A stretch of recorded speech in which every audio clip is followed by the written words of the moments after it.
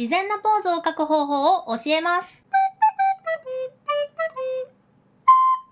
皆さん、こんにちは。お絵描きバーチャル YouTuber のやきまえるです。今回もイラストを添削する形で、お絵描きのワンポイントレッスンをやっていきたいと思います。こちら、もなかさんの作品で、東京リベンジャーズの羽宮和虎くんです。いやー、リベ、面白いですよね。僕もね、めちゃくちゃハマっています。で、もなかさん、和虎くんに和服をね、着せてるんですが、和虎くんめちゃくちゃ和服に合いますね。やっぱり虎というモチーフや耳にね、鈴がついてたりするので、すごいね、和服にマッチするんですね。いやー、この観点はね、素晴らしいなって思います。和虎くんがこっちを向いてニコッとしてるので、ドキッとしちゃいますね。もなかさんからメッセージをいただいています。全身のイラストを描こうとすると、どうしてもぎこちなさを感じてしまいます。特に足の付け根や腰回りが苦手です。あとは、服の質感などを出すのにいつも苦戦しており、自分が納得できるようなものに仕上がりません。とのことですので、今回はポーズの描き方をメインに、絵をもっと魅力的に見せる方法を紹介したいと思います。それでは早速添削を始めていきたいと思います。まずね、最初に一つね、大きく気になるところがあるので、そこを直していきたいと思います。それは、構図です。パッと見たところ、キャラクターが、画面の右に寄りすぎている印象があります。そして、顔がね、かなり右上に寄ってしまっている印象があります。多分、顔がこの辺に来る方がもう少しね、いいバランスになるんじゃないかと思うので直していきたいと思います。で、この辺僕はちょっと感覚でね、やってしまうことが多いんですが、一応ね、理論的になんで顔をこの辺にね、移動したらいいのかっていうのを説明すると、まず3分割法というものがありまして、イラストをこのようにね、分割します。その上で、この交わっているところに注目させたいポイントを持ってくると絵がよく見えますよっていう構図の取り方があります。ですので、この3分割法の場合、この辺にね、顔が来た方がいいバランスになるっていうことになります。そしてもう一つ、黄金比というものがありまして、こちらです。この黄金比はね、なんかこのくるくるの中にいい感じに絵が収まってて、そしてね、この辺に目立たせたいものが来るといいよっていう感じの比率になります。なので、顔がこの辺に来た方がいいバランスになるんじゃないかなっていう感じです。ところで、このイラスト、なんとね、反対向きの黄金比を見てみると、なんとね、この黄金比の曲線にね、いい感じに体がね、入ってるんですよね。ここはね、めちゃくちゃグッジョブです。なのでね、もう少しね、この顔をね、中に入れて、ここ、絵の中にね、入るような感じのバランスに変えていきたいと思います。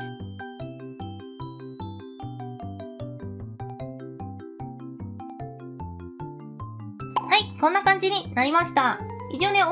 金比に合わせて、黄金比の真ん中のくるくるのあたりに顔が来るようにして、かつ、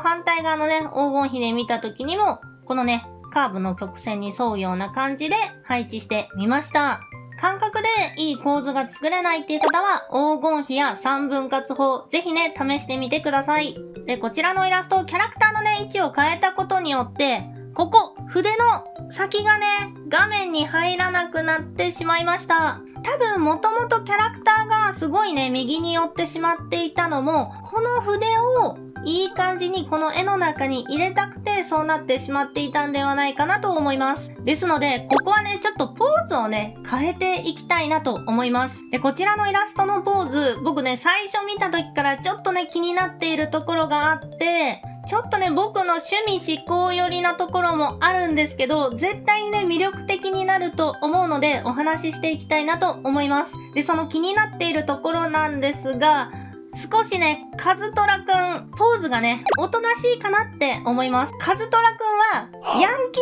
ーなんですよ。ヤンキー。オラオラオラオラオラオラ、よろしくなので、もっとね、ヤンキーっぽいポーズをとってほしいなって僕は思いました。で、このポーズをおとなしいなって感じてしまうポイントがあって、まずね、一つ目ですね。体があって、脇がね、結構キュッてね、締まっているんですよ。で、脇が内側に締まってると、やっぱりね、おとなしい、ちょっと女の子っぽい印象が出てしまいます。そして、足がですね、今一本あって、で、こっちにね、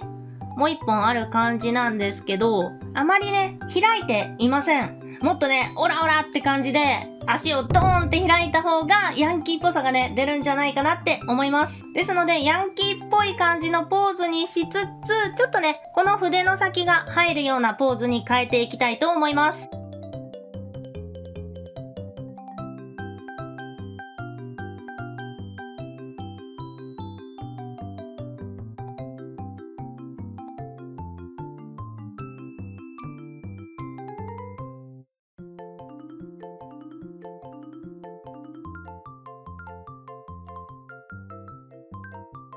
はい、ちょっとね、思いっきり変えたんですけど、こんな感じにしてみました。もともと、こう、手足がキュッとね、内側に入っていて、ちょっとね、おとなしいイメージ、女の子らしいイメージみたいな感じが出てるポーズになっちゃってたので、こう、手足をバーンと開いてね、男らしいヤンキーな感じのね、ポーズに変えてみました。で、さらに一個気になるところがあって、カズトラくん、この元々の衣装、袴なんですけど、すごくね、きっちり着こなしているんですよ。ここなんですが、僕だったらこうします。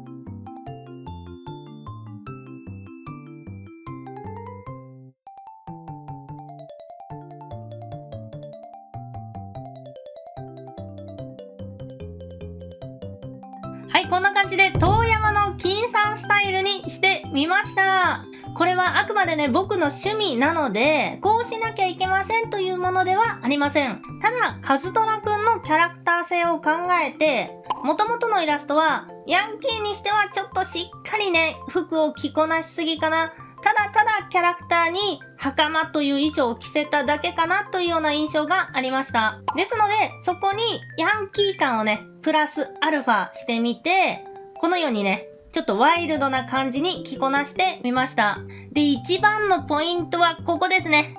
入れ墨。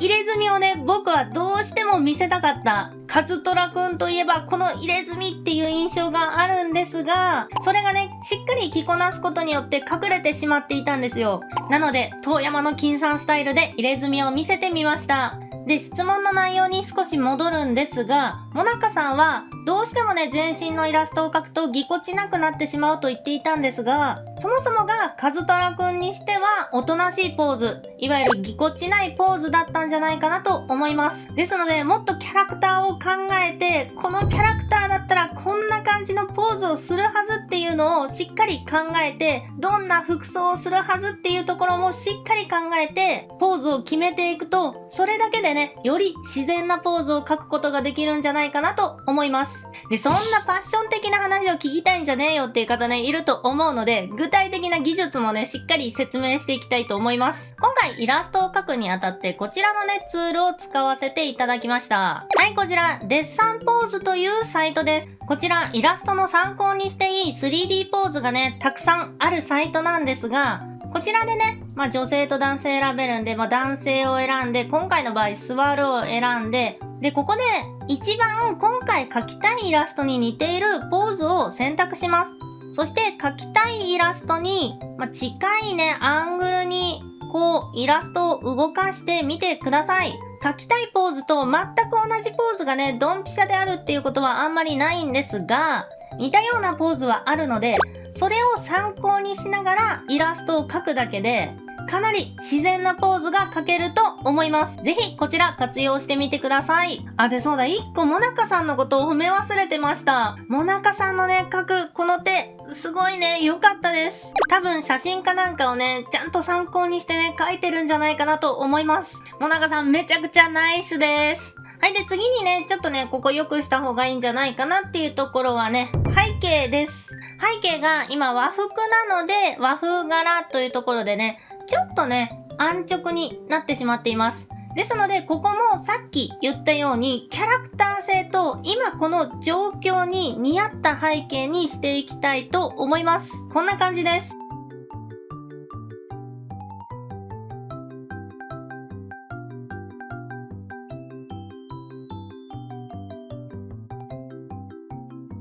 はい、こんな感じで虎の文字を背景に習字でドカーンとね、書いてみました。カズトラくんせっかくね、筆を手に持っているので、その意味をね、しっかりとね、イラストに持たせたいなと思って習字に変えてみました。カズトラくん筆を持っているのに、元々のイラストは全くね、その持っている筆が活かせていなかったんですよ。なので、このように、後ろに習字の文字を入れることによって、その筆を持っているっていうことに意味を持たせてみました。あとね、ちょっと腕回り僕がね、適当に書いちゃったんで、もう少しね、書き足して調整してみました。はい、そしたらね、最後にね、ちょっとだけね、顔を原作に寄せていきたいなと思います。カズトラくんって結構ね、首がこうスッとね、細長くて、そしてね、顔がね、結構小顔なんですよ。なので、少しね、首を伸ばしつつ、顔をね、小顔にするのと同時に、髪の毛が今こう顔に対して、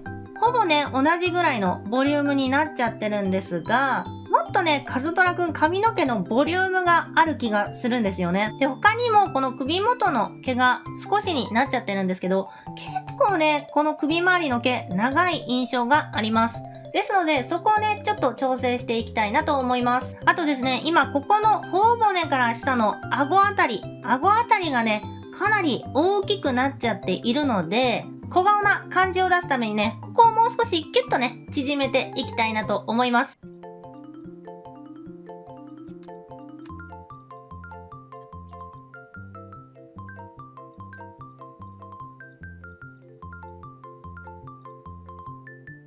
はい、こんな感じで首を細く長くして、顎をね、少しキュッとね、小顔にしまして、こう髪の毛のラインが頭の素体の上のギリギリのところにね、ちょっとなっちゃっていたのを、ちょっとね、ボリュームを増やして、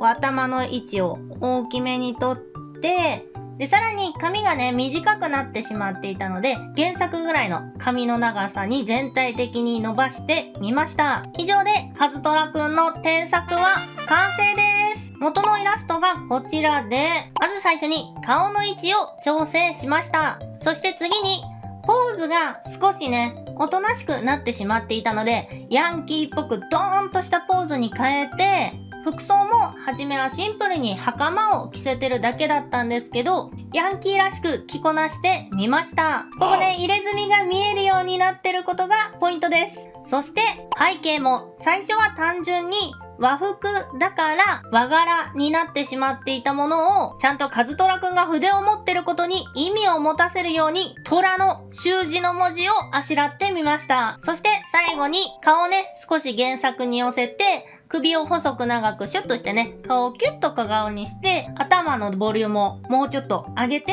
みました。はい。で今回の添削で僕が伝えたかったことは一つです。キャラクターのポーズがなんかぎこちなくなっちゃうな。なんか魅力的にならないな。そんな風に思うときは、もしかしたらそもそもそのキャラクターに合ってないぎこちないポーズをそのキャラクターに取らせようとしてしまっている場合があります。ですのでもっとそのキャラクターに似合う服装、ポーズ、そしてその状況に合った背景デザイン、そういったものを考えていくだけで魅力的なイラストが描けると思います。ぜひ皆さんもやってみてください。それでは今回のお絵描き見つけたはここまでです。また次回の動画でお会いしましょう。絵の成長は発見の積み重ねです。